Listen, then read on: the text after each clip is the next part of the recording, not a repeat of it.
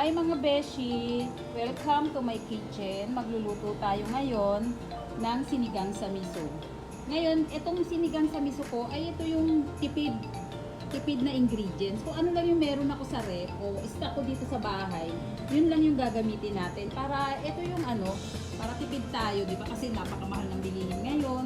So, ito yung mga kailangan natin. Ayan na, ready na. Kailangan natin ng bawang, sibuyas, kamatis, luya, tsaka siling habang panigang. And then, ito, yung ating belly.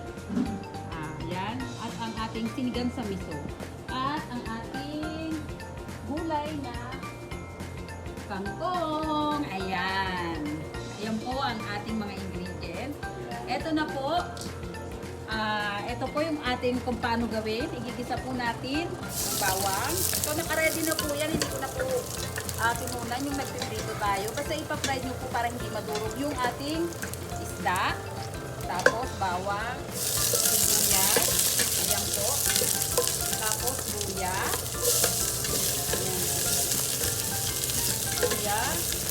Tapos, kamatis. Ayan. At, sabay na rin po natin. Ayan, isa natin ng konti-konti para medyo lutuin po natin yung ating mga bawang, sibuyas, luya at kamatis. Ano po. Tip po ito. Para po sa aming hapunan ngayong gabi. So, ano lang po yung nasa bahay natin. Yun lang po kung ano stock natin. Huwag na po tayong bumiba na kung ano mga ingredients para po makatipid po tayo. Kasi napakahirap ng buhay ngayon. Ang mamahal ng mga bilihin. Actually, dapat nga mustasa ang halo. Kaya lang kasi wala akong mustasa. So, kangkong lang yun nandito, kaya kangkong na lang lagay natin. Tapos yung sili, ako, igigisa po natin. Tapos, lagyan po natin ng 6 cups of water.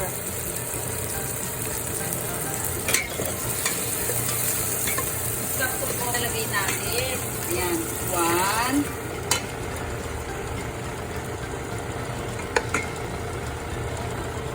2,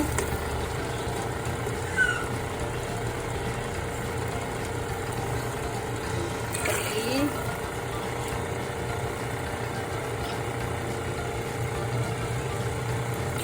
4, 5.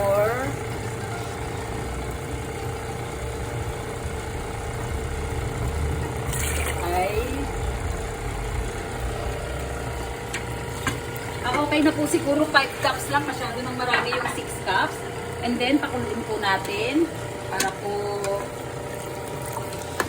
pakuluin po natin bago po natin ilagay yung ating isda. Kasi para hindi po madurog. Yan, takpan po muna natin. Mga 5 to 10 minutes po yung pagpapakulo. Then, ilalagay na natin yung ating isda. Yan. Yan po. Then, meron din po pala ako nitong adobong paa. Yan. Chicken feet na masarap. Ayan. Ayan. After 10 minutes, kumulo na po yung ating sabaw. At ilalagay na natin ang ating salmon belly. Ayan. Ating salmon belly. Ito, luto na yung salmon belly. Kaya konting na lang. Tapos lagyan na po natin ng lasa. Yung lasa po niya is tansyahin nyo na lang po kung anong lasa. Lagyan na ng asin, ganyan.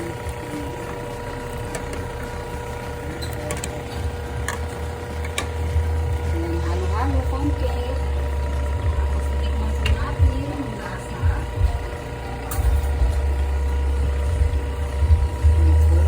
Tikman po natin kung tama na. Tansyahin na lang po natin. Lagyan pa po natin ng konting asin. Ayan. Tansya-tansya lang po. Yung ating paglalagay ng asin. Kasi mahirap po baka umalat. And then, lagyan na po natin yung ating gulay. Ang ating kangkong. Ito lang po, wala po kaming labanos. Kangkong lang po lagay yung stock namin. Kaya, yan lang po. Ito po yung tipid tips na huwag na po kayong bibili. Kung wala naman po, ano na lang po yung nandiyan sa rep nyo. Yun na lang po yung lutuin ninyo. Nasa diskarte po yan. Pasarapin nyo po. Ayan.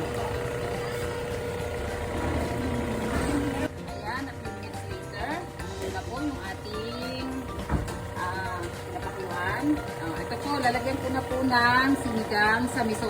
Actually, dapat po talaga may miso ito. Kaya lang, wala nga po talaga akong miso. So, eto na lang, sinigang sa miso na lang yung nilagay ko. May miso rin naman siya. Ayun. Ayan.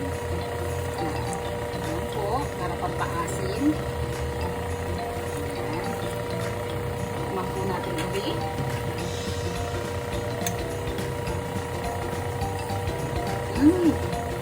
Sarap. At lagyan po natin ng paminta. Ito po, paminta. Lagyan po natin para po pampalasa. Ayun. Tansyahin nyo na lang din po ang paglalagay ng yung paminta. And then, for this, tapos na po. Ayan. Thank you for watching.